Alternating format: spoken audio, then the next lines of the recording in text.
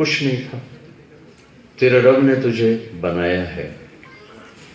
کیوں بنایا ہے؟ یا بنانے والا کون ہے؟ یا یہ موت کے بعد کیا ہونے والا ہے؟ یہ کتنے بڑے سوال ہیں، لیکن اس کا جواب انسانی کمپیوٹر کے پاس کوئی نہیں ہے۔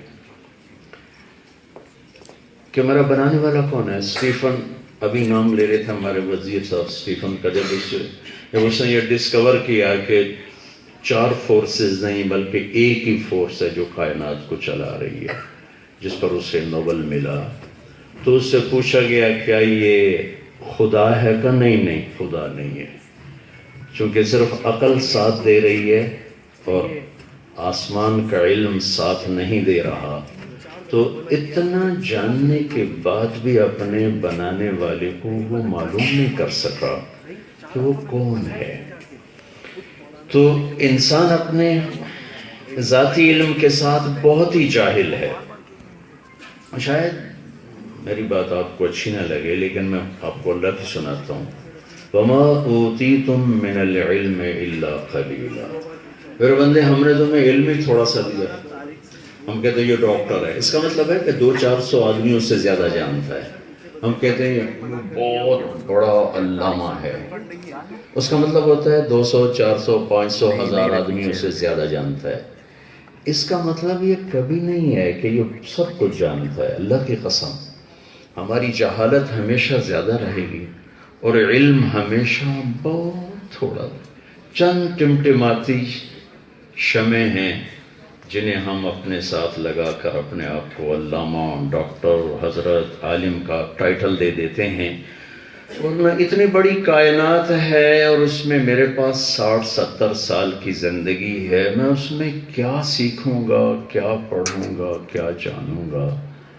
اس مختصر وقت میں اپنے آپ کو جان لوں تو میں کامیاب ہوں۔ میں اوروں کو یا کائنات کو ڈھونڈتا رہا تو یہ تو نہ ختم ہونے والا سلسلہ ہے، چونکہ ہم کائنات کے اندر ہیں۔ مرغی کے انڈے میں بچہ ہوتا ہے 21 دن، وہ 21 برس بھی رہے تو جان نہیں سکتا نہ ماں کی حقیقت نہ باہر کی حقیقت۔ یہ کائنات ایک انڈے کی طرح جس میں میں ایک ڈاٹ، میرا پورا یہ سولر سسٹم ڈاٹ سے کم ہے، تو طارق جمیل کی کیا اوقات؟ میں تو کچھ بھی نہیں، آپ تو کچھ بھی نہیں ہے۔ تو لہٰذا ہمیں سرنڈر کرنا پڑے گا اس کے سامنے جس نے یہ سب کچھ بنایا، کہ تو بتا تو کون ہے، مجھے کیوں پیدا کیا، مجھ سے کیا چاہتا ہے، یہ موت کیا ہے، یہ موت کے بعد کیا ہے، یہ معذور کیوں ہے، یہ صحت مند کیوں ہے، یہ مالدار کیوں ہے، یہ فقیر کیوں ہے، یہاں میرا کمپیوٹر فیل ہے، یہ عورت کیوں ہے، یہ مرد کیوں ہے، یہ اندھیرا کیوں ہے، یہ روشنی کیوں ہے۔ تو یہاں پھر اللہ اپنا تعارف کراتا ہے، اللہ نور السماوات والارض، اس ساری کائنات کو روشن کرنے والا تیرا اللہ ہے۔ ان ربکم اللہ الذی خلق السماوات والارض فی 6 ایام، اس ساری کائنات کا بنانے والا تیرا اللہ ہے، صرف 6 دن میں بنایا ہے۔ ثم استوى على العرش، عرش پہ استوا کیا ہے۔ یغشی اللیل النہار، دن اور رات کا نظام چلایا ہے۔ یطلبہ حثیثا، یہ بہت تیز رفتار ہے دن اور رات کی سواریاں۔ میرے نبی کا فرمان ہے، افلا ترون الی اللیل والنہار یبلیان کل جدید ویقربان کل موعود ویاتیان بکل موعود، کہ تم دیکھتے نہیں ہو دن اور رات کی تیز رفتار سواری کس طاقت سے تمہاری زندگی کو کھا رہے ہیں۔ ابھی 365 دن ہمارے ہاتھوں سے نکل گیا، کوئی روک سکا؟ ہاتھوں سے نکل گئے، کس نے روکا؟ کوئی نہیں روک سکتا ہے۔ تو اللہ تعالیٰ کہتا ہے تیرے رب نے ان کو چلایا ہے۔ الشمس والقمر والنجوم مسخرات بامرہ، سورج، چاند، ستارے، سیارے تیرے رب کے تابع ہیں۔ الا، غور سے سنو، الا یہ سائرن ہے، لہ الخلق والامر، خالق بھی اللہ ہے، مالک بھی اللہ ہے۔ چلو یہ تو پتہ چل گیا۔ تو نے مجھے بنایا کیوں ہے؟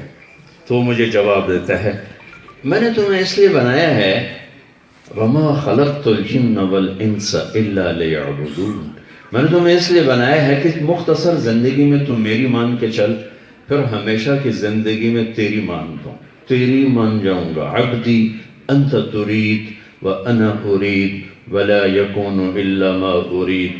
میرے بندے میری بندی، ایک تیری خواہش ایک میری خواہش. میری خواہشوں کا حال یہ ہے کہ ساری زندگی خواہشوں میں گزار کر بھی بڑے نکلے میرے ارماں، مگر پھر بھی وہ کم نکلے. وہ ختم ہونے کا نام ہی نہیں لیتے. ایک معصوم بچے سے خواہشات کا جہان آباد ہوتا ہے اور بڑھاپے تک خواہشیں روپ بدلتی ہیں، انتہا کوئی نہیں ہے. تو میرا اللہ کہتا ہے ایک تیری چاہت ہے ایک تیرے رب کی چاہت ہے. تو ایسا کر اس چند دنوں کی زندگی میں وہ کر جو میں کہہ رہا ہوں. پھر کیا ہوگا کہ پھر وہ ہوگا جو تو کہے گا. فَإِن سَلَّمْتَ لِي فِي مَا أُرِيد كَفَيْتُكَ فِي مَا تُرِيد، جو چاہو گے کر دوں گا. وَإِن لَمْ تُسَلِّمْ لِي فِي مَا أُرِيد أَتْعَبْتُكَ فِي مَا تُرِيد وَلَا يَكُونُ إِلَّا مَا أُرِيد. اگر تم اپنی مرضی پہ چلے تو کائنات تو تیرے رب کے قبضے میں ہے، تیری جان اس رب کے قبضے میں ہے. پھر تجھے تیری چاہتوں میں تھکا دوں گا، تجھے ملے گا کچھ نہیں. تھکا دوں گا، تجھے ملے گا کچھ نہیں.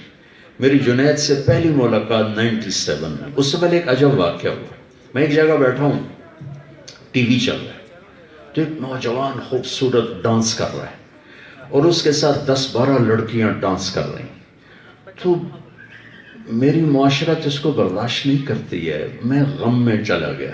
میں کہا یا اللہ، یہ کن کی بیٹیاں ہیں، یہ کیا کر رہی ہیں، اور یہ کون نوجوان ہے، یہ کیا کر رہا ہے. یا اللہ، کون ہوگا جو اس کو جا کے زندگی کا مقصد سمجھائے.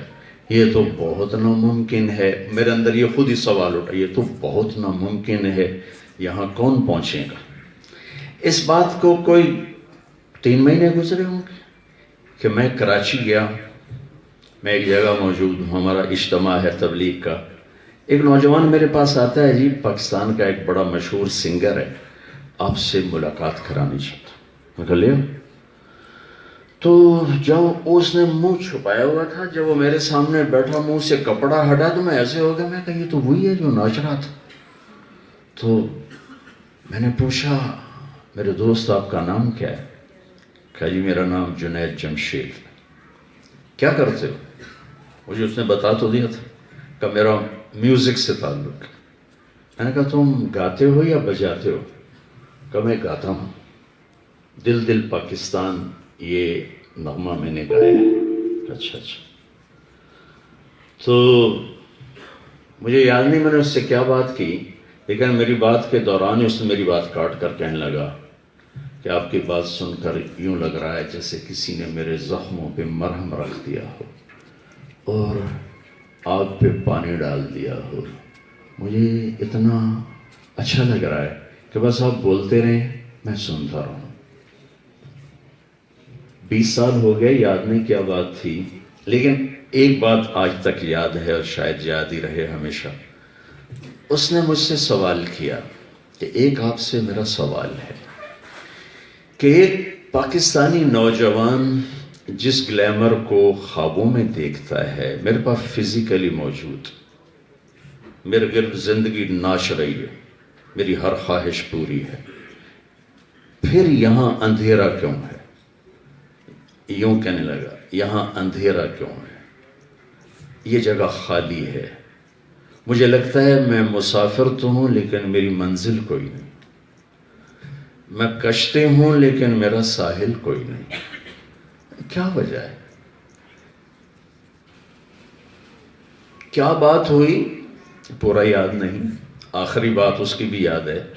میں نے کہا میرے دوست آپ کی مثال ایسے ہے کہ آپ کو درد ہے اس گھٹنے میں اور آپ میڈیسن لگا رہے ہو اس گھٹنے میں. تو جہاں میڈیسن لگ رہی ہے وہاں تو درد پہلے ہی کوئی نہیں. جہاں درد ہو رہا ہے وہاں میڈیسن نہیں جا رہی تو آپ کو آرام کیسے آئے گا؟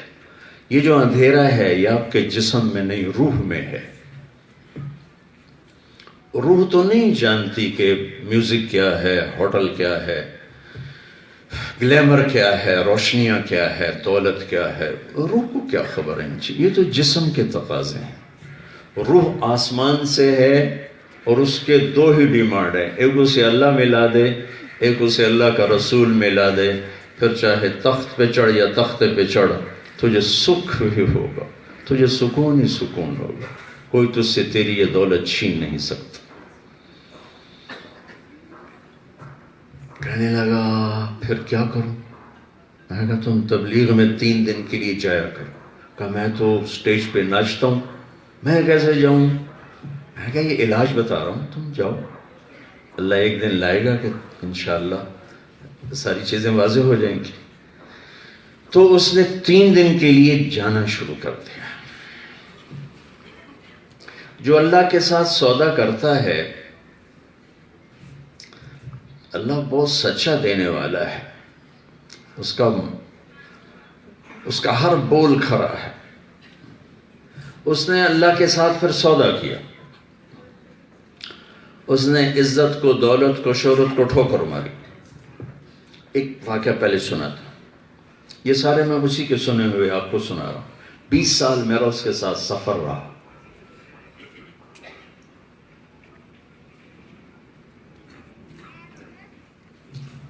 مجھے اپنے والدین کی وفات کے بعد کسی کی موت نے دکھ دیا ہے تو وہ جنید ہے۔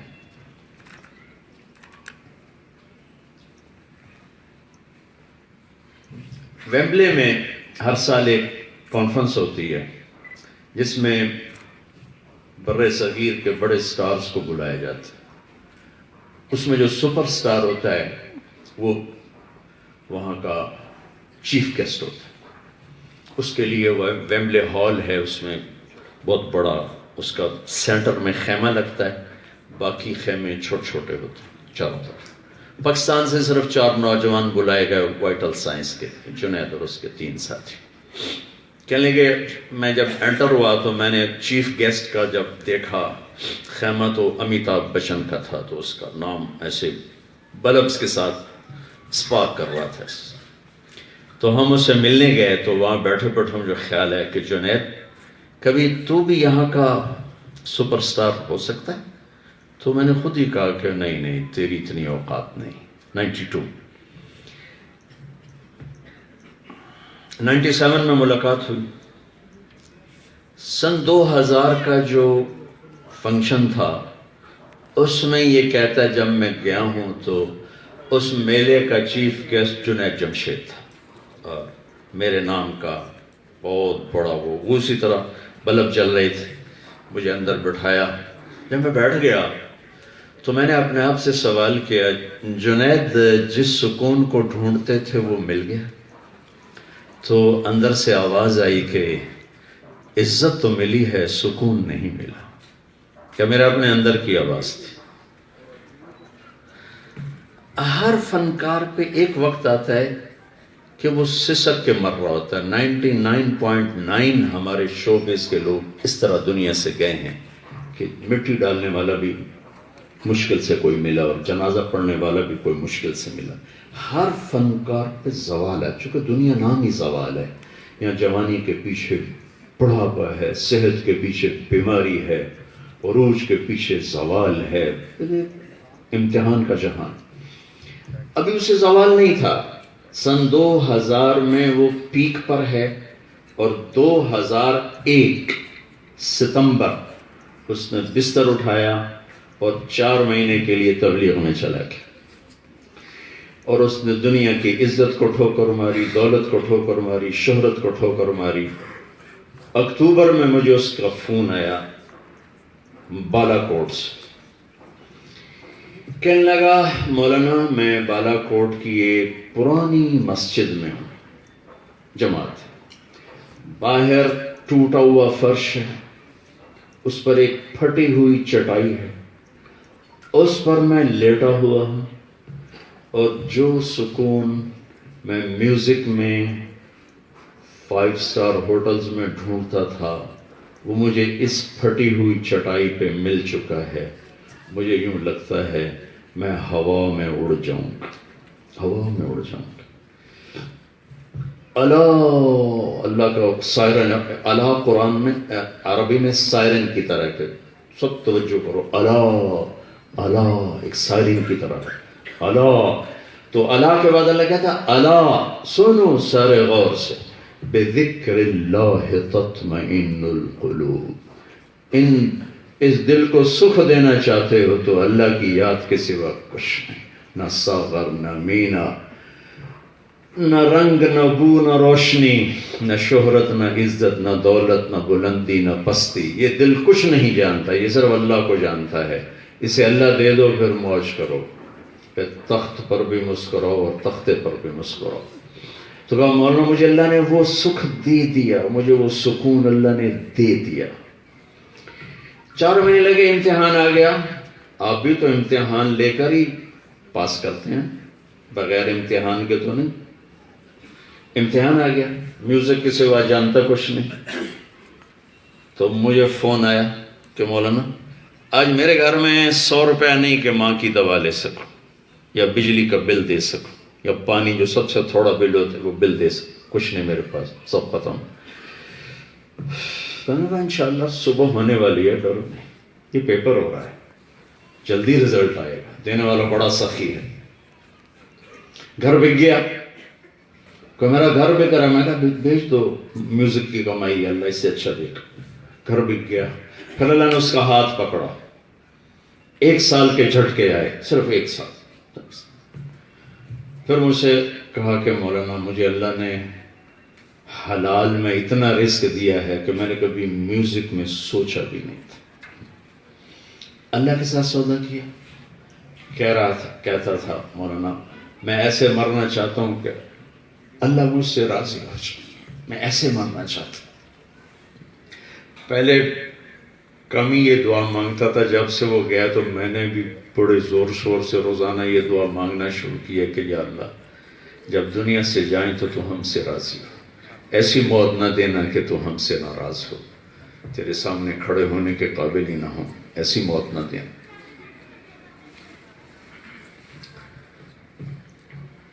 اللہ کے ساتھ سودا کیا ہے. اور میرا اللہ کہتا ہے فَإِن سَلَّمْتَ لِي فِي مَا أُرِيدُ كَفَيْتُكَ فِي مَا تُرِيدُ.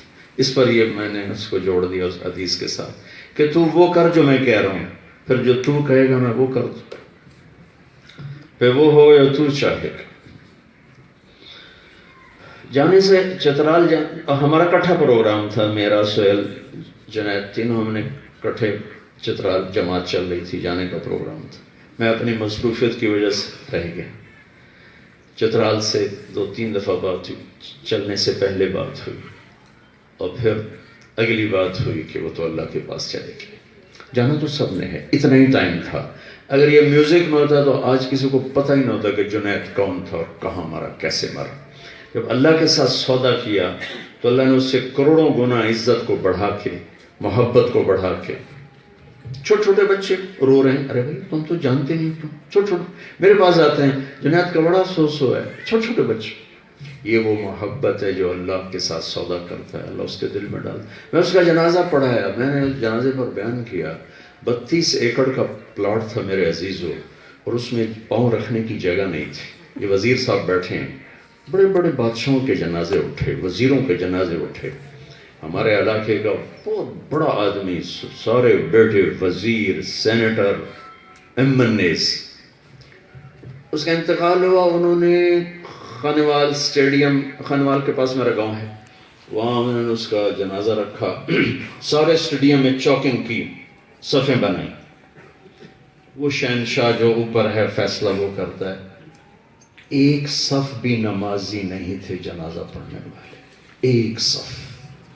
اور ہمارے ضلع کا سب سے بڑا آدمی تھا دنیاوی سٹیٹس کے لحاظ سے، مال کے لحاظ سے نہیں، سٹیٹس کے لحاظ سے، اور ایک صف جنازہ نہیں تھا.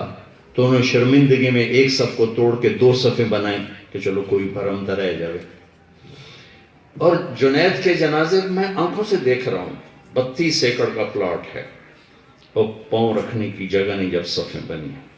اور جب نماز شروع ہوتی ہے، یا میں اپنے باپ کا جنازہ، ماں کے جنازے پر تو میں تھا نہیں، میں حج پہ تھا، میں نے باپ کا جنازہ پڑھایا، مجھے اپنے اوپر قابو نہیں تھا. میں نے جنید کا جنازہ پڑھایا، مجھے اب بھی قابو نہیں ہے اور اس وقت بھی قابو نہیں تھا.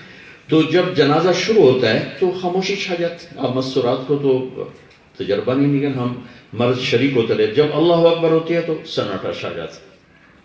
یہ واحد جنازہ ہے میری زندگی کا، میں نے اللہ اکبر کیا ہے.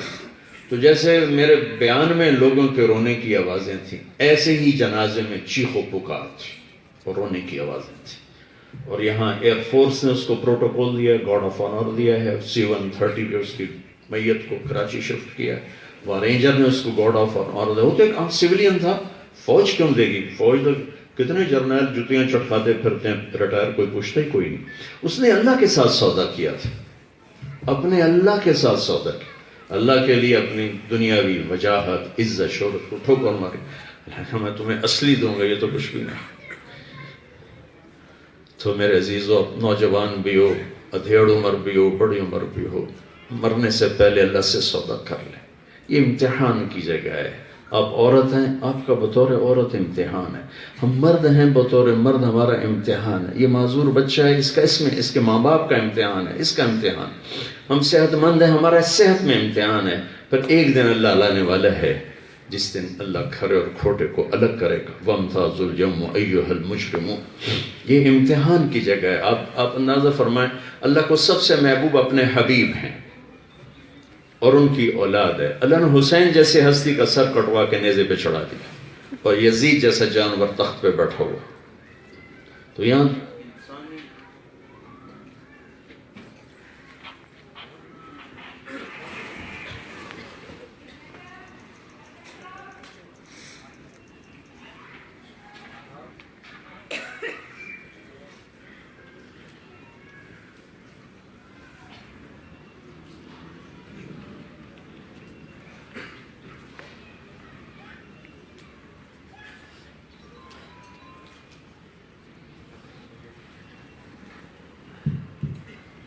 تو میرے عزیزو، آپ نوجوان ہماری نسل ہو، ہمارا سرمایہ ہو. چند مختصر سی چیز ہیں، زندگی میں داخل کر لیں، زندگی خوبصورت ہو جائے گی. اپنے زندگی میں سچ کو شامل کر لیں، جھوٹ نکال دیں. کسی ملک اور معاشرے کے ڈوبنے میں بہت بڑا سبب جھوٹ ہے. ہمارا ملک کبھی ہلاک نہیں ہو سکتا بجلی کی کمی سے، پانیوں کی کمی سے. آسمان والا اوپر ہے، بارشوں کا نظام ہے، رزق کا نظام ہے. ہاں، جو معاشرہ جھوٹ پہ آ جاتا ہے وہ ہلاک ہو جاتا ہے. 3 باتیں زندگی میں ڈال دیں، 3 نکال دیں اور اپنی ذات سے شروع کریں. دوسروں کو مت دیکھیں، وہ یہ کرتا ہے. جب آپ یوں کرتے ہیں تو 3 انگلیاں آپ کی طرف ہوتی ہیں. لہذا یوں ہی کر لیں. دھن رے دھنیے اپنی دھن، پرائی دھنی کا پاپ نہ پن. اپنے عیب دیکھو، تجھے کیوں فکر ہے اے گل، دلے صد چاک بلبل کی. تو اپنے پیرہن کے چاک تو پہلے رفو کر لے. اپنی ذات سے میں شروع کروں کہ میں نے زندگی میں سچ بولنا، جھوٹ نہیں بولنا. میں نے کسی کو دھوکہ نہیں دینا، میں نے دیانتداری کے ساتھ زندگی گزارنی. میں نے کسی پہ ظلم نہیں کرنا، میں نے انصاف کے ساتھ زندگی گزارنی. 3 کام: سچائی، دیانتداری، انصاف. انصاف سے مراد صرف جسٹس نہیں، قاضی نہیں، جج نہیں. میرا اپنی بیوی کے ساتھ اگر معاملہ غلط ہے تو میں ظالم ہوں، صحیح ہے تو میں منصف. بچوں کے ساتھ، نوکر کے ساتھ، لین دین میں ظلم اور عدل صرف عدالت میں نہیں ہو رہا، ہماری 24 گھنٹے کی زندگی میں ہو رہا. ہمارا اپنے نوکر کے ساتھ رویہ غلط ہے، یہ ظلم ہے. اچھا تو یہ انصاف ہے. میرے نبی نے ایک حدیث ارشاد فرمائی کہ میں اپنے امتی سے ہر کمی کی توقع رکھتا ہوں، مرد ہے یا عورت، ہر گناہ کر سکتا ہے، انسان ہے، لیکن میں دو کی توقع نہیں رکھتا. اگر وہ میرا امتی ہے 2 کام نہیں کرے گا. ایک جھوٹ کبھی نہیں بولے گا، ایک دھوکہ کبھی نہیں دے گا. ایک جھوٹ کبھی نہیں بولے گا، ایک دھوکہ کبھی نہیں دے گا. ایک بہت بڑا چینل کا مالک کہنے لگا کوئی چینل کے بارے میں نصیحت فرمائے. میں نے کہا جھوٹ نکال دو. کہا پھر چینل ہی بند کر دینا, آج تک ہم نہیں بن رہا, ہمارا تو چینل ہی جھوٹ پہ چلتا. میں کہا بھائی اسرائیل نال کو صلح کر لو, بھائی آ گئی کوئی نہ 2-3 ہزار سال. انہوں نے کہا چینل بند کرنا پڑے گا. یہ میرے دیس کی تاریک رات ہے جس کے لیے ابھی سویر کے منتظر ہیں. آسمان کا سورج تو روز آ جاتا ہے, لیکن میرے دیس کی رات کو 70 سال ہی ہو گئے. جس معاشرے میں جھوٹ ہو انہیں کسی دشمن کی ضرورت نہیں ہے, وہ خود ہی اپنے آپ کو ہلاک کرنے والے. جس معاشرے میں انصاف کی قیمت لگ جائے, جج بک جائیں, وکیل بک جائیں, گواہ بک جائیں, انہیں باہر سے کسی دشمن کی ضرورت کوئی نہیں. جس معاشرے کا تاجر 100% بددیانت ہو چکا ہو, 1 کروڑ اکٹھے کروں تو 1 دیانتدار نہ ڈھونڈوں, اس معاشرے کو کسی دشمن کی ضرورت نہیں. 3 کام جس معاشرے میں ہوں گے, وہ مسلم ہے یا کافر ہے, انہیں ہلاک ہی ہونا ہوگا. ایک جھوٹ, ایک دھوکہ, ایک ظلم. حضرت علی کا فرمان ہے اللہ کفر کے ساتھ حکومت کو نبھاتا ہے, ظلم کے ساتھ کبھی نہیں نبھاتا. تو میرے عزیزو, آپ ہمارا سرمایہ ہیں. اب اوروں کو مت چھوڑیں, اب اوروں کو مت دیکھیں, اپنی ذات سے شروع کریں. مجھے سچ بولنا ہے, جھوٹ نہیں بولنا. مجھے دیانتداری سے چلنا ہے, دھوکہ نہیں دینا. مجھے انصاف کرنا, مجھے ظلم نہیں کرنا. اس پر جو معاشرہ کھڑا ہوگا, اگر وہ مسلم ہے تو دنیا بھی بن گئی, آخرت بھی بن گئی. اگر وہ کافر ہیں تو دنیا تو ضرور بنے گی, آخرت کا فیصلہ ایمان پر ہے. اور ایک کام اللہ کے ساتھ جڑنے والا ہے, وہ نماز ہے. ہماری زندگی سے نماز نہ نکلی.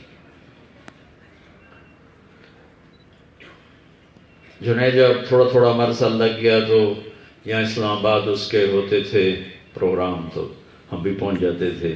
وہ اندر گا رہا ہوتا تھا, پیچھے میری گاڑی کھڑی ہوتی تھی اس کو لینے کے لیے. تو میں خود تو نہیں ہوتا تھا, لیکن ڈرائیور ساتھی. تو وہ ہوٹل والے آ کو گالیاں نکالتے, بڑی تو مولوی کتوں آ گئے, ساڑا بندہ ہوا کرنا, دبا ہو جاؤ, نکل جاؤ. تو خیر وہ بیچارے ڈیٹ بن کے بیٹھے رہتے. وہ 2 بجے کبھی اترتا, کبھی 3 بجے اترتا.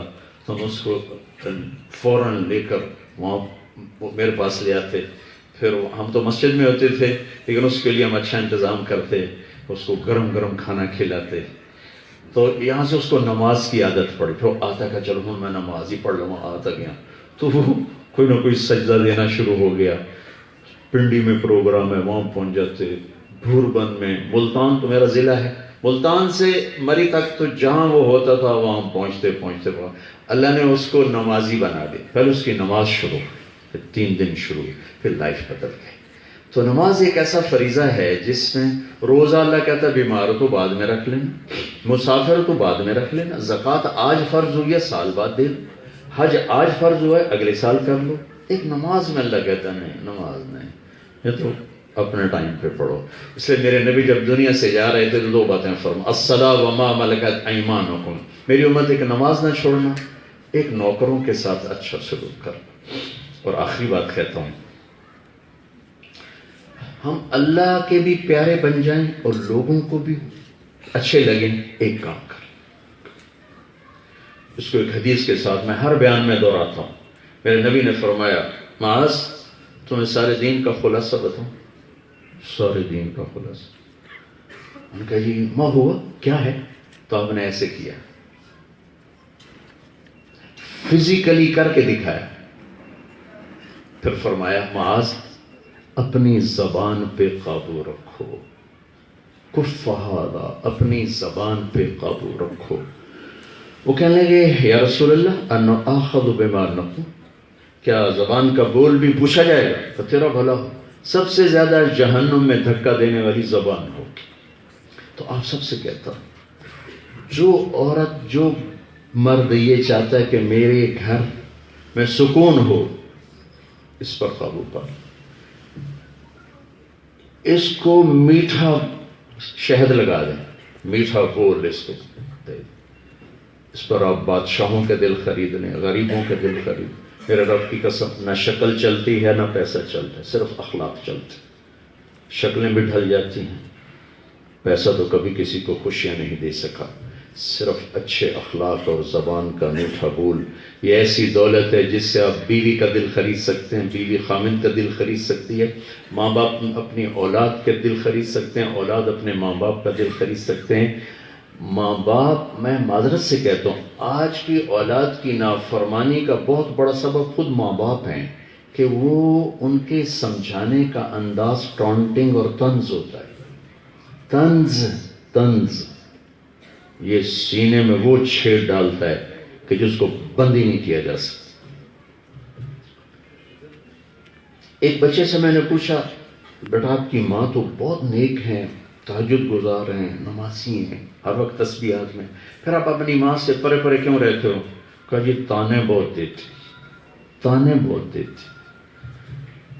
بچوں کو اپنی ملک سمجھ کر، اپنی جائیداد سمجھ کر ہم اوور ہو جاتے ہیں. میرے نبی نے کہا اکرموا اولادکم، اولاد کو عزت دو. خود کیا کر کے دکھایا؟ یہ دیوار ایک دیوار، حضرت فاطمہ اور آپ کے گھر کی ایک دیوار، اور یہ آنا جانا ہفتے بعد میں، 10 دن بعد میں، 2 دن بعد میں، روزانہ کا آنا جانا. روزانہ میرے نبی جب بیٹی آتی ہیں تو کیا کرتے تھے؟